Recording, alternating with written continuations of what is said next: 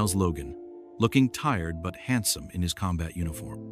My whole family was gathered behind me for our weekly video call, a tradition that kept us all sane. His entire platoon was behind him, a row of smiling, waving soldiers.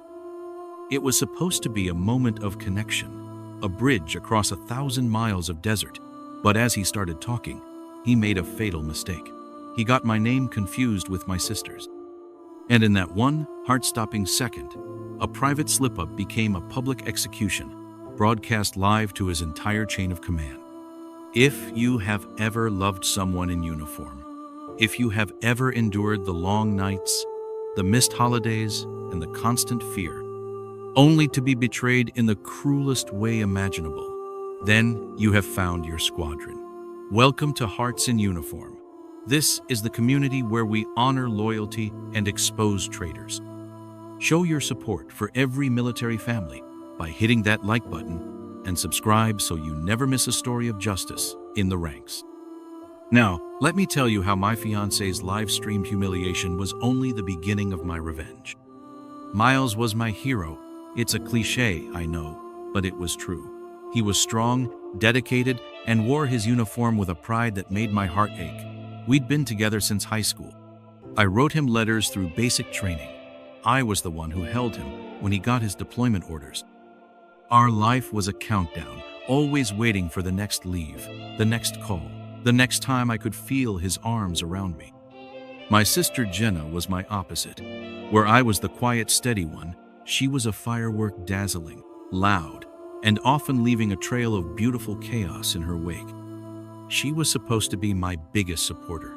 Our parents, mom and dad, loved Miles like a son. My best friend Maya was the only one who ever seemed wary. She'd see Jenna's overly familiar behavior with Miles, a lingering hug, a shared private joke, and she'd give me a look. I always dismissed it. That's just Jenna, I'd say. They're like siblings. The weekly calls were my lifeline. This one was special. It was our anniversary. I had baked a cake.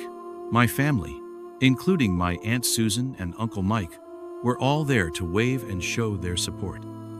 On Miles's end, his platoon sergeant, a tough-as-nails veteran named Sergeant First Class Barnes, had gathered the guys to boost morale. Even his company commander, Captain Ava Rostova, a woman known for her strict adherence to military values, was standing in the background. It was a full house. Miles's face filled the screen. He looked tired, a smudge of dirt on his cheek. "Hey, baby," he said, his voice raspy. "Happy anniversary. God, I miss you so much." I felt tears welling up. Then he continued, "I was just telling the guys about that weekend at the lake house. I can't stop thinking about it. That red bikini you wore, just wow. I love you, Jenna." Silence. The name just hung there in the air, a poisonous vapor. My smile froze and shattered. Behind me, my mother gasped. My father's face hardened, but my eyes were locked on my sister. I watched as all the color drained from her face, her eyes wide with pure, unadulterated panic. On the other side of the world, I saw the faces of the soldiers behind Miles contort in confusion and awkwardness. I saw Captain Rostova's eyebrows narrow into a thin, sharp line. Miles hadn't realized his mistake. He just kept smiling, waiting for my loving reply, but I couldn't speak. It was my father who broke the silence. His voice was like rolling thunder. "Her name is Sarah, you son of a bitch. Her name is Sarah." The realization hit Miles's face like a physical blow. His eyes widened in horror. He stammered, trying to backpedal. "No, I meant, I'm so tired, I just..." But the damage was done. The truth was out, ugly and undeniable, broadcast for everyone to see. I calmly reached forward and ended the call. The screen went black. The room erupted. My sister started sobbing, not with remorse, but with the terror of being caught. My mother was trying to comfort her. My father was yelling, but I was eerily calm. A switch had flipped in my soul. The part of me that had spent years waiting, worrying, and loving had been cauterized. The next day, the real work began. I wasn't just going to leave him. I was going to dismantle the life he was so proud of. I knew military regulations. I knew about articles that govern conduct, honor, and integrity. His affair wasn't just a personal failing, it was a potential violation of the Uniform Code of Military Justice, especially if it was affecting morale and good order. I didn't call him. I didn't call his parents. I wrote a calm, professional, and devastatingly detailed email. The recipient was Captain Eva Rostova. I introduced myself as Sergeant Logan's fiancé. I referenced the live video call that she had personally witnessed. I then attached a series of screenshots.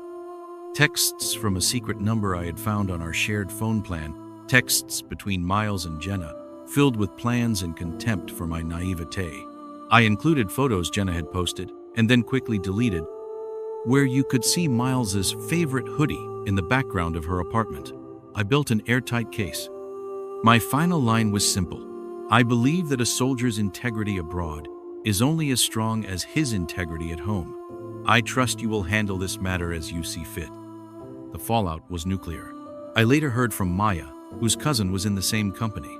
Captain Rostova, a woman who despised dishonor, initiated a command investigation.